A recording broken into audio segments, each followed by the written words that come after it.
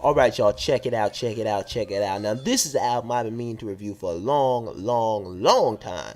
And I couldn't do it because I was overseas, but I'm back, and now we're feeling to review this thing. Alright, this is Loaf Muzik, live from the Dungeon Review, with your host, the Adam Smasher, live from the multiverse. Let's get it. Karijon Production.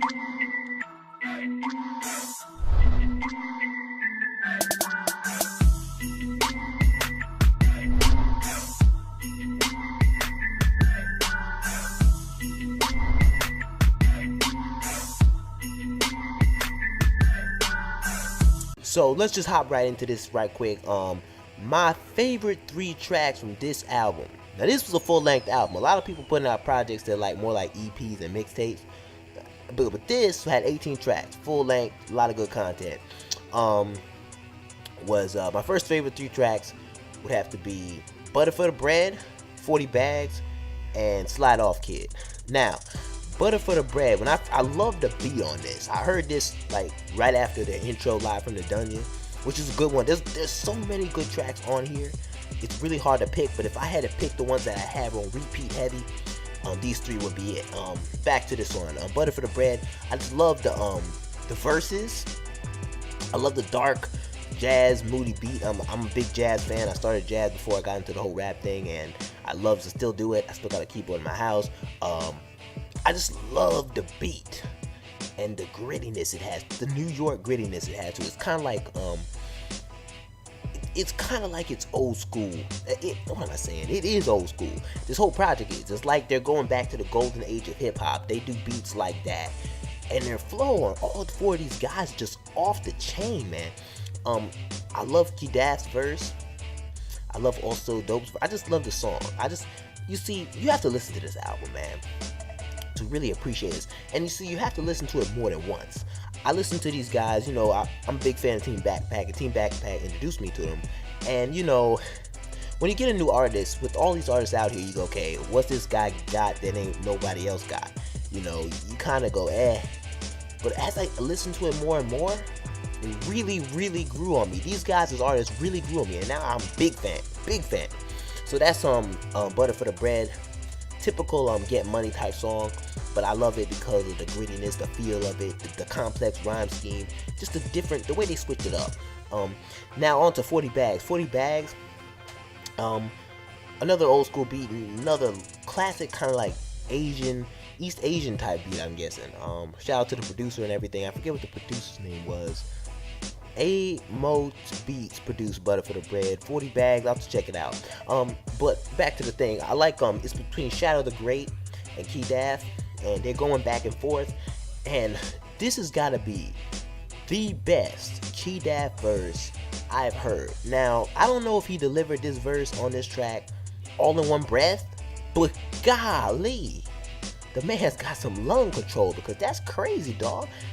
I tried rapping along with him. Now, don't get me wrong, all 4 of these guys got phenomenal flows, but Key Daft really impresses me. Every time he gets on the mic, he does not mess around.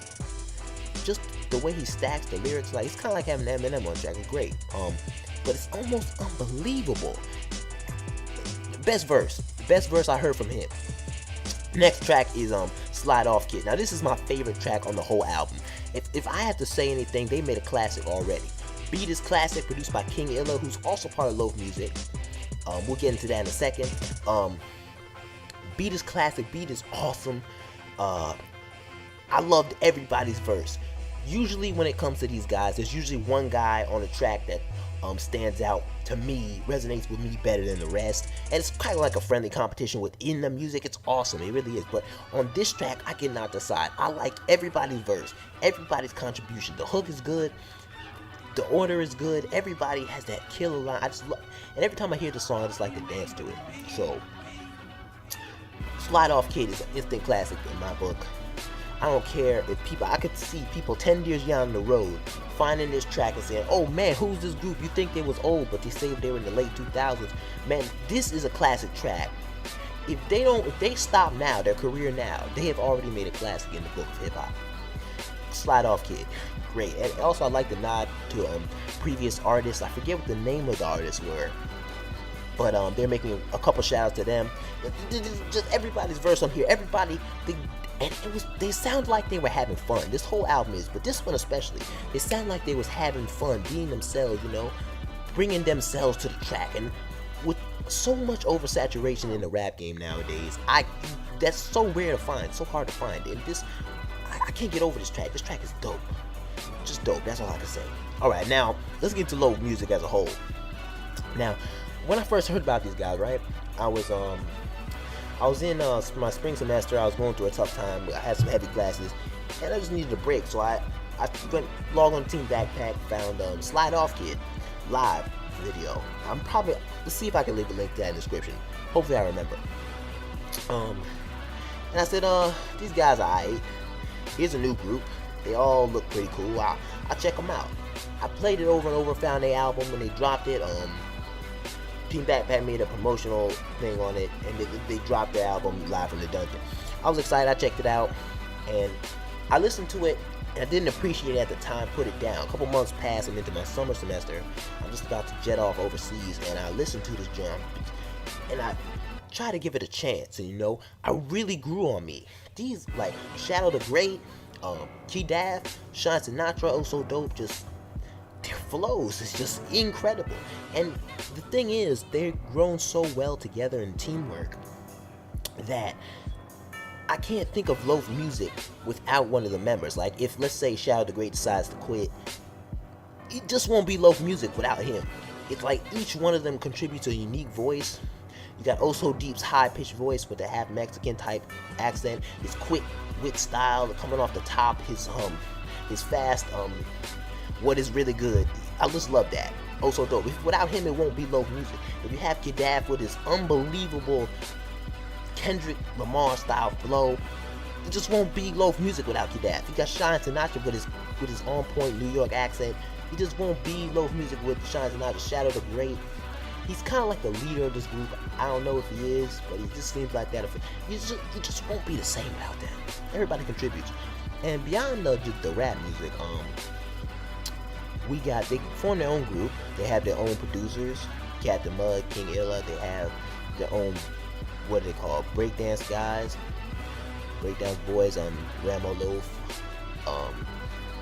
Do Loaf. They got their own brand. They got their own production company. They do their own music videos. They are an entity when you say Loaf Muzik and everything. And the cool thing is, they're even better live.